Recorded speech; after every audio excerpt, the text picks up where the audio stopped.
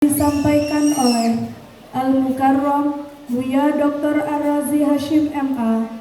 Kepada beliau kami haturkan.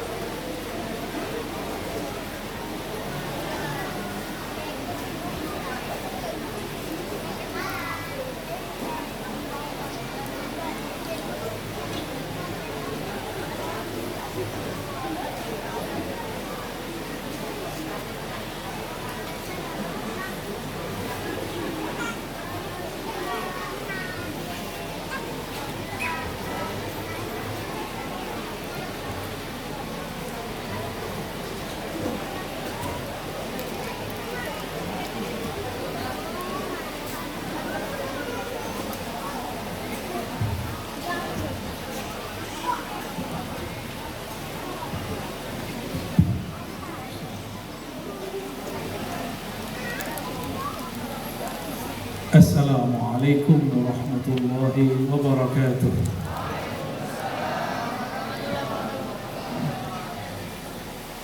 Alhamdulillahirrahman walhamdulillahirrahim walhamdulillahilladzi 'allama al-Qur'an walhamdulillahilladzi khalaqal insan. Asyhadu an la ilaha illallah wa asyhadu anna Muhammadan 'abduhu wa rasuluh. Allahumma salli wa sallim wa barik ala sayyidina Muhammad wa ala alihi wal mahdi khalifatihi wa sallim. Amma ba'du. Gimana Bapak Ibu? Dingin? Dingin apa sejuk? Sejuk ya, alhamdulillah. Ini pertama kali saya baru tahu ada pesantren Unyil. Ya, ini unik sekali. Semoga anak saya nanti mau ya.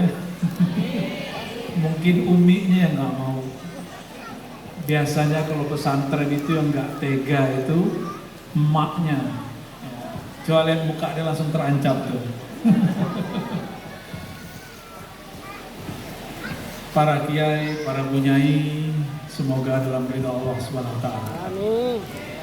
Saya ini bukan siapa-siapa, cuma kakak kelasnya Kiai Jainal. Dulu saya manggilnya bukan Gus, manggilnya apa? Coy. Mana Coy? Gitu. Ini sahabat yang paling menurut saya sodik. Jadi tidak melihat saya siapa. Orang yang paling objektif lah di zaman itu. Semoga hati beliau tetap dijaga oleh Allah Subhanahu wa taala. Begitu juga istrinya, itu cocok sekali sama istri saya, menceplas-ceplos.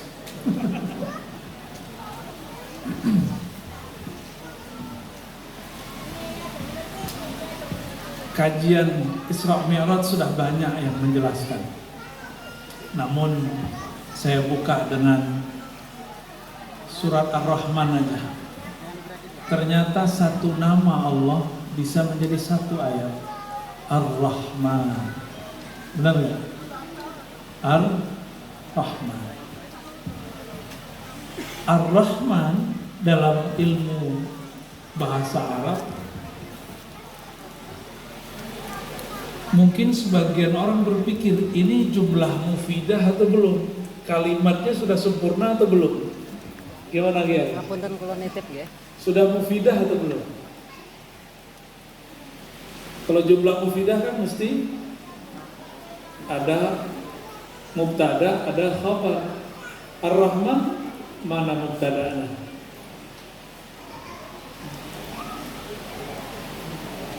Gimana? Apa di ayat berikutnya kan bisa jadi. Atau ditakdirkan di depannya haza atau huwa. Tapi itu kan penjelasan ulama. Bagi ulama ahli rohani, satu nama Allah itu sudah mufid, nggak perlu pakai yang lain. Itu sebabnya ulama-ulama ahli qalbu, kalau mereka ingin berzikir nggak perlu pakai kalimat macam-macam, cukup Allah, Allah, atau mengambil satu nama Ar-Rahman, Ar-Rahman, harus pakai alif lam, nggak boleh nggak pakai. Jadi kalau ada yang zikirnya Rahman, Rahman, Rahman, itu bukan Allah, itu isim Rasulullah atau mungkin nama suaminya, Rahman, Rahman. Jadi kalau nama Allah dalam bab ini mesti pakai alif lam, Ar-Rahman. Sir itulah yang disimpan oleh Allah pada lafaz alif lam ra. Ada ayat begitu? Alif lam ra. Itu adalah akar daripada Ar-Rahman, Ar-Rahim. Oleh karena itu jangan heran masyayikh-masyayikh, kiai-kiai semenjak dari zaman dahulu sampai sekarang, kalau mulai ngajarnya menyebutkan hadis al-mahabbah al-musalsal bil awwaliyah. Apa arti musalsal bil awwaliyah? Jadi awal membuka pengajian yang dibacakan hadis Ar-Rahimuna yarhamuhumur Rahman tabaraka wa ta'ala, irhamu man fil ard yarhamkum man fis sama. Lafaz ini dibaca oleh ahli hadis bersanad. Nah, ini lagi ramai istilah bersanad. Setelah saya ceramah di Riau setahun atau 2 tahun lalu, saya menyebutkan persoalan rumah tahfiz, rumah ngaji Quran tapi tidak punya silsilah guru. Saya sebutkan begitu, banyaklah yang ngamuk-ngamuk, disebut saya anti-Islam, disebut kita anti-Quran. Lah banyakkan sanad Quran kita dari dia. Ternyata orang ini salah faham.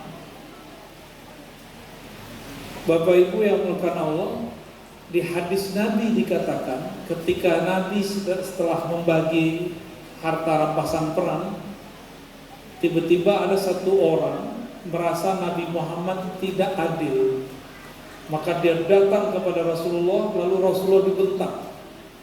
Apa kata dia? Ya Rasulullah, ittaqillah. Di riwayat yang lain disebutkan, ya Muhammad, i'dil. Hei Muhammad, kamu berbuat adil lah. Hei Muhammad, takutlah kepada Allah. Nabi Muhammad dibentak. Nanti gak lama lagi Pak Kiai dibentak sama jamaah baru tobat kemarin sore. Siap-siap aja, ya, siap-siap aja, ini bakal ada waktunya. Bisa lewat sosial media, bisa langsung verbal. Kalau saya kan sering alami, ya, orang baru hijrah 3 tahun lalu, ada yang baru hijrah 3 bulan lalu, itu bentak kita. Tapi yang paling unik itu ada yang mendoain kita. Baru bisa bahasa Arab 2 kata, Allah yahdik. 3 kata ya. Semoga Allah memberi hidayahmu Ar-Razi. Ya saya aminin. Kalau ada orang doain kita, dia aminin gak? Amin.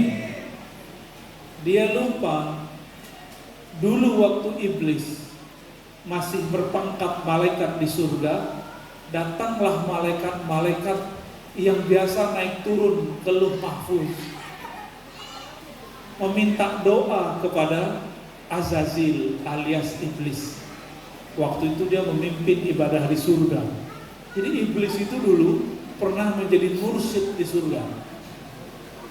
Jadi pemimpin torikoh. Nama torikohnya Torikoh Azaziliyah. Itu gak masuk mutabaroh ya. Apa kata para malaikat? Wahai Tuan Azazil, doakan kami. Kami baca di Lauh Mahfuz, ternyata ada nanti sekelompok orang berpangkat malaikat penduduk surga akan tergelincir dan diusir dari surga. Tolong doakan kami istiqomah dan hidayah. Apa kata Azazil? Rabbuna yahdikum. Semoga Allah memberi hidayah kalian.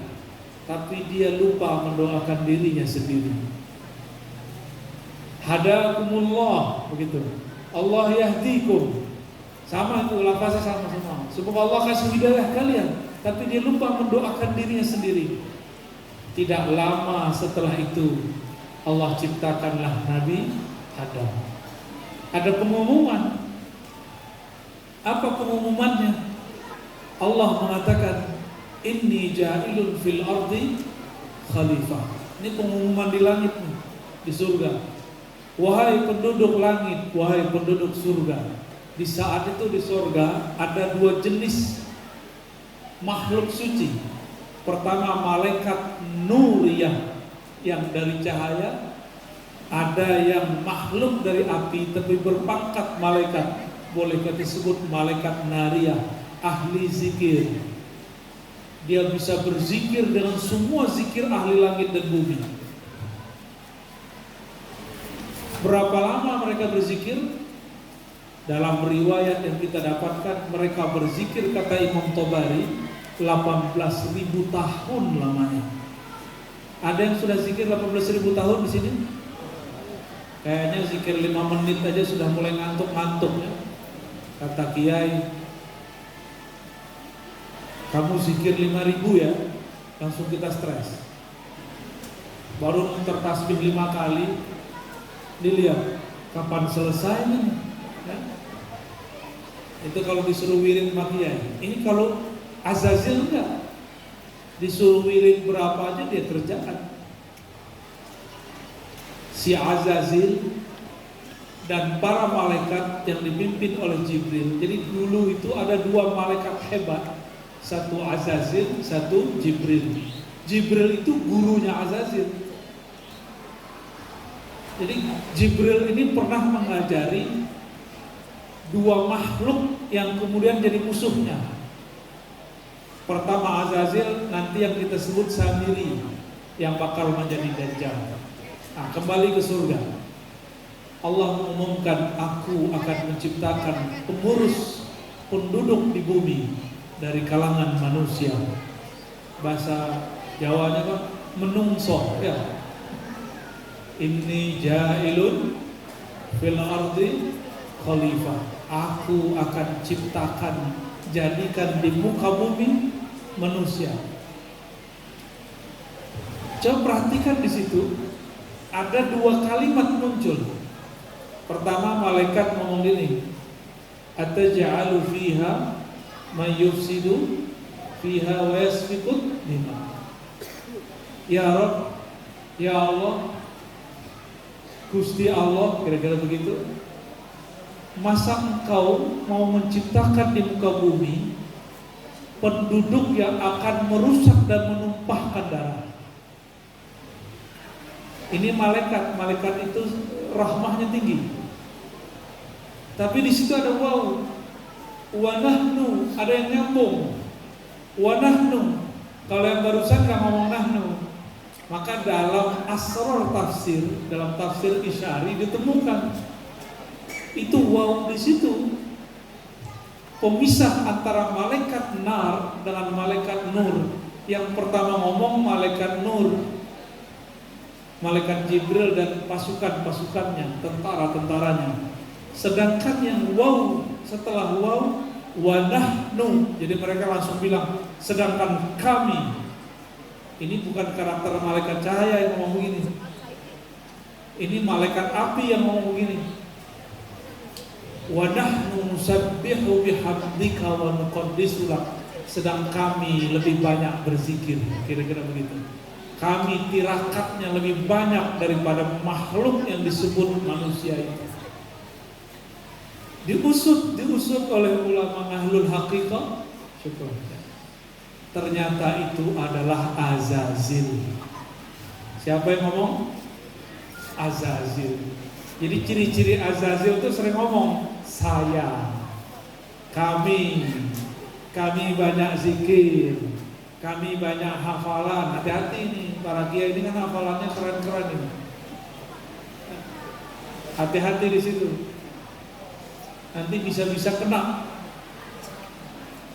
Azazil nama malaikatnya iblis. Jadi sebelum dipecat dari pangkat malaikatnya namanya siapa?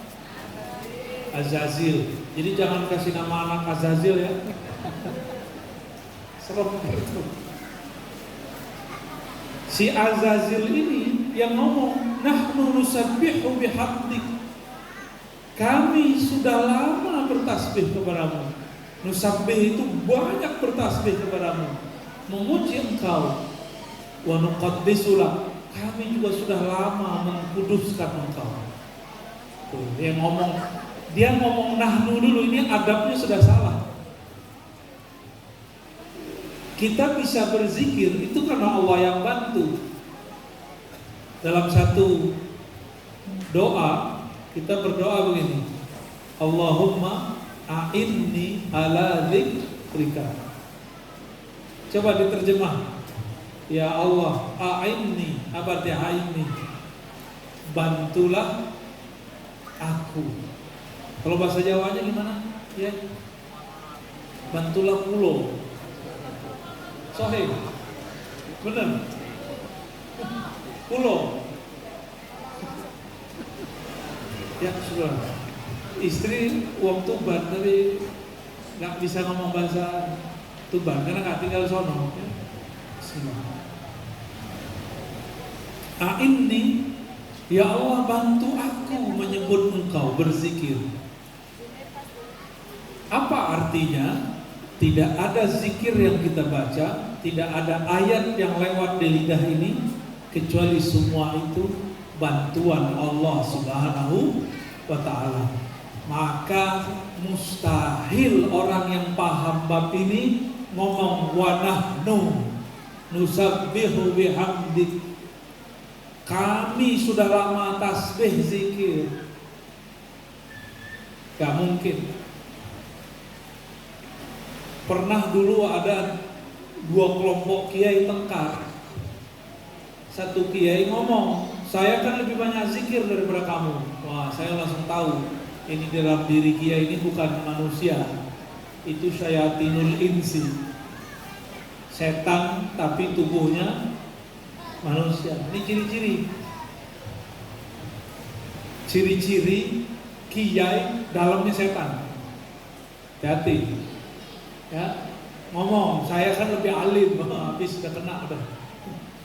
Orang-orang begitu kena langsung. Maka kita mesti minta ampun setiap saat jika ada perasaan kagum ke dalam diri itu.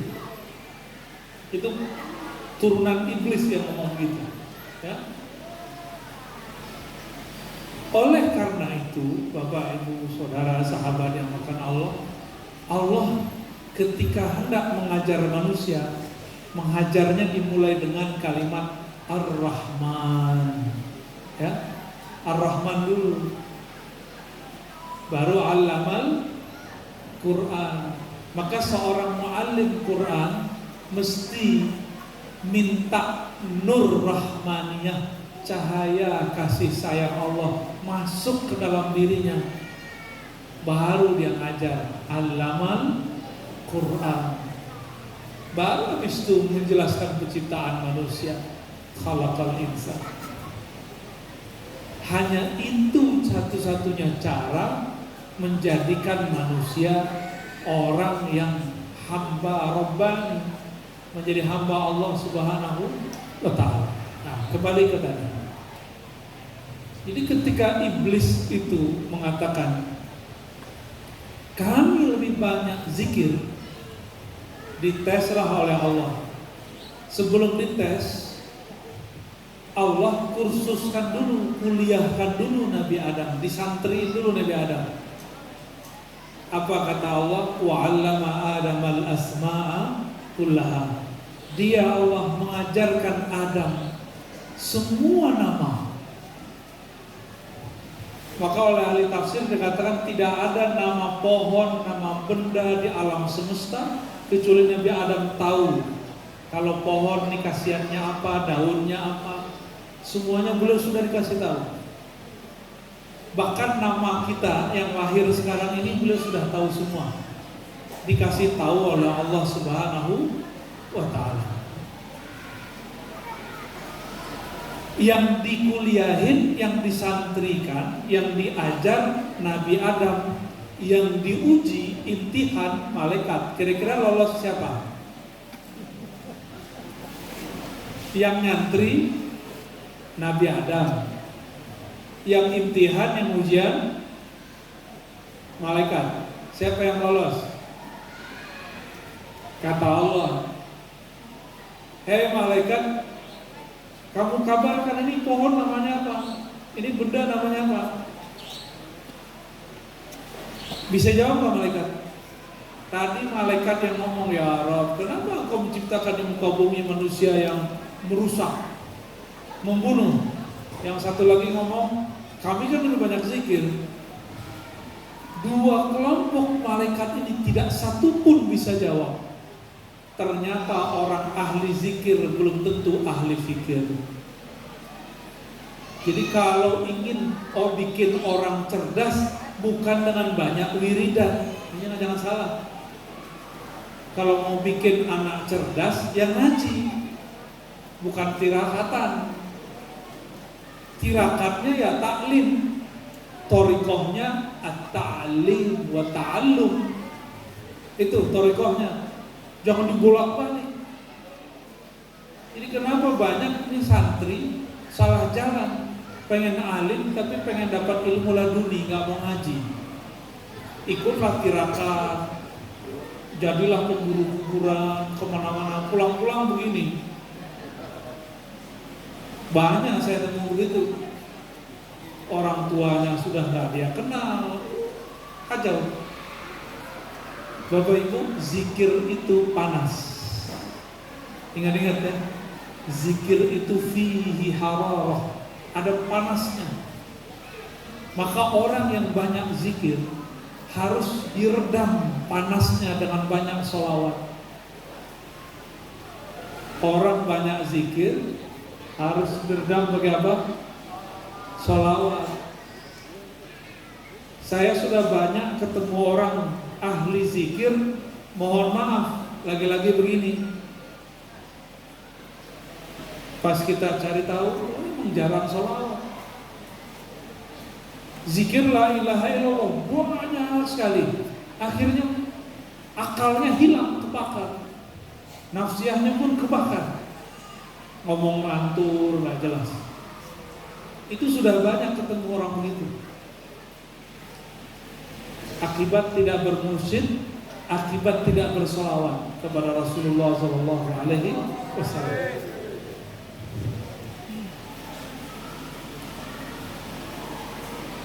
Nah, iblis ini nggak bisa jawab, padahal zikirnya banyak.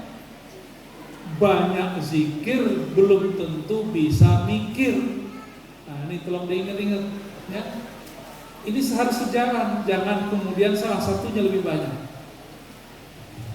Orang yang kenal Allah, kalaupun diam, ilmunya tetap ada nggak? Orang yang alim, dia copot kopiah, masih alim nggak? Orang yang zikir makan, bisa zikir nggak dia? Orang baca subhanallah, subhanallah, subhanallah. Coba ajak makan, masih bisa baca subhanallah? Nggak bisa, kecuali dia zikir qalbu. Hafiz Quran, pakai baju kaos, tetap hafiz Quran nggak? Tetap ya. Ahli ilmu, dia nggak pakai sarung, tetap ahli ilmu nggak?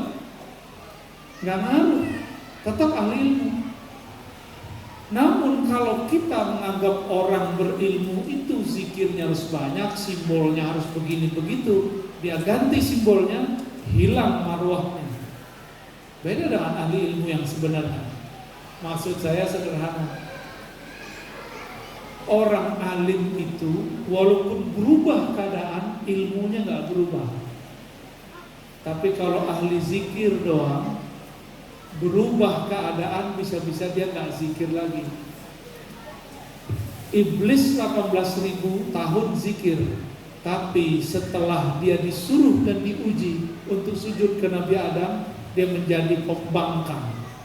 Maka jangan heran nanti ada santri-santri, murid-murid, hafalannya bagus, zikirnya banyak, tapi ngajinya kurang. baca kitabnya kurang, baca adabnya kurang, nanti dia kurang ajar sama kiai.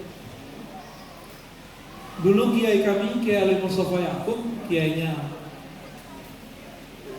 Kiai Zainal sama dengan saya. Beliau ini dulu sibuk kemana-mana, meninggallah tetangga. Ada kawan saya hafiz Quran. Apa kata dia? Kiai ini kurang peka. Masa tetangganya mati dia nggak datang. Santri ngomong begitu. Santri ngomong begitu terhadap siapa? Kiainya. Kejadian. Makanya orang begitu, saya langsung dalam hati langsung ada firasat. Anda tidak akan dapat keberkahan dari guru. Bener, dia nggak ngajarin ilmu hadis yang diajarkan guru. Itu baru satu. Yang kedua sama. Ada kawan saya, ketika kiai kami beli mobil 2, dia ngomong, ini kiai karena kemana-mana, istrinya butuh kendaraan, akhirnya terpaksa beli mobil 2, satu untuk beliau, satu untuk istrinya. Ngomong santri, apa kata si santri? Kiai ini cinta dunia, nggak zuhud. Gitu ngomongnya. Sekarang saya nyaksiin dia, setiap kali buka kajian hadis tidak pernah diberkahi, ada aja orang yang matahin. Setiap kali buka kajian kitab yang dulu diajarkan kiai, selalu ada yang ngejek, dan itu bikin dia nggak bisa maju. Kualat karena layasul al-barakah, layasul barakah min syekhi, nggak dapat keberkahan dari gurunya karena pernah suul adab sama guru. Ini rahasia kita aja Pak ya. Dulu saya itu nggak pernah cium tangan kiai hampir 3 tahun. Hampir berapa? 3 tahun, karena maklum mantan Wahabi. Dulu saya didoktrin sama ustadz saya, takbilul yad nisfus sujud. Takbilul yad nisfus sujud, apa artinya? Cium tangan separuh sujud, syirik gitu. Tabarukan itu syirik. 2006, 2007 dan 2008 saya ngaji ke ulama Suriah. Namanya Syekh Hasan Hitu, yang hafal Quran umur 10 tahun. Di sini kita ada santri 10 tahun hafal Quran? Ada ya? Semoga nanti ada. Amin. Amin. Bukan, dia hafal Quran umur 7 tahun. Hafal kitab Muwatta umur 10 tahun. Persis seperti Imam Syafi'i. Guru saya masih hidup, Syekh Hasan Hitu, hafizahullah ya. Beliau bawa seorang muridnya namanya Syekh Taufik Al-Buti. Saya kaget, guru saya ini cium tangan teman saya. Padahal teman saya ini murid beliau. Pas kita lihat mukanya muka Arab, ternyata zuriat Rasulullah Sallallahu Alaihi Wasallam. Ini Syekh cium tangan murid, murid cium tangan guru. Saya mikir ini siapa yang musyrik ini? Tapi hati kemudian mulai bertanya-tanya, masa guru saya musyrik? Bukalah kitab Sunan Nasai. Jangankan cium tangan, cium kaki aja dah sahabat. Jadi seorang sahabat bercerita, grup Yahudi datang kepada Rasulullah bertanya mengenai 10 perintah. Adakah itu turun kepada Nabi Muhammad? Lalu Nabi membalasnya, menjawabnya dengan lugas. Kata mereka, asyhadu annaka Rasulullah. Langsung semuanya yuqabbiluna yadayhi wa rijlaihi, mencium kedua tangannya dan kakinya.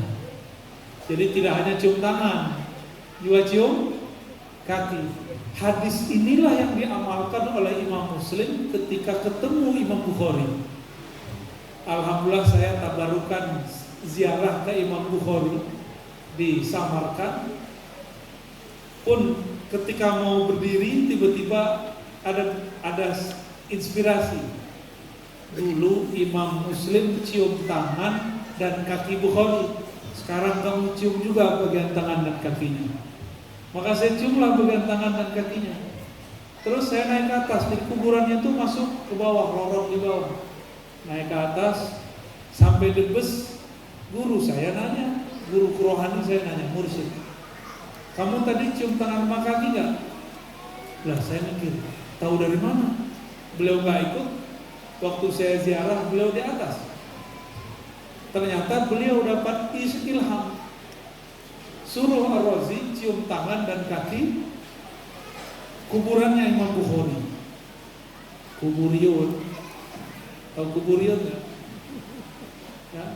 Sarkup, sarjana, kubur. Padahal guru saya ini nggak pernah ngaji kisah Imam Bukhari dan Muslim, ternyata dapat ilham. Alhamdulillah kami pernah melakukan itu.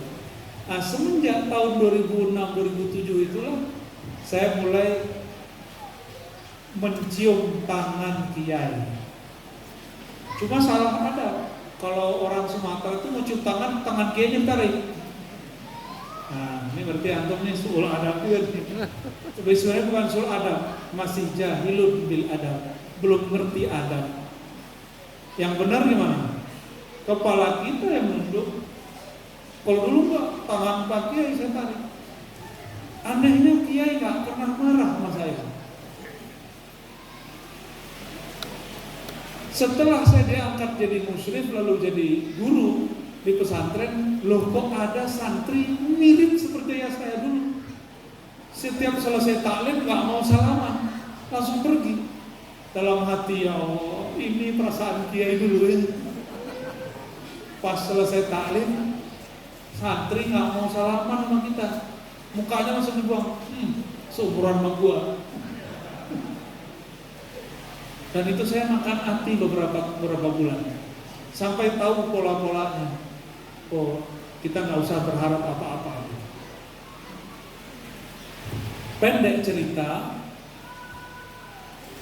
Ar-Razi yang dulu nggak cium tangan Kiai, cium tangan Kiai. Disitulah mulai terasa Ar-Rahman Allamal Quran. Jadi segala sesuatunya mulai dengan Ar-Rahman. Kenapa gak dimulai dengan Ar-Rahim? Ar-Rahman itu lil mu'minin wa kafirin, alimin wa jahilin, muhsinin wa musiin. Rahman itu dapat hak kasih sayang, mau dia orang kafir, apalagi orang beriman.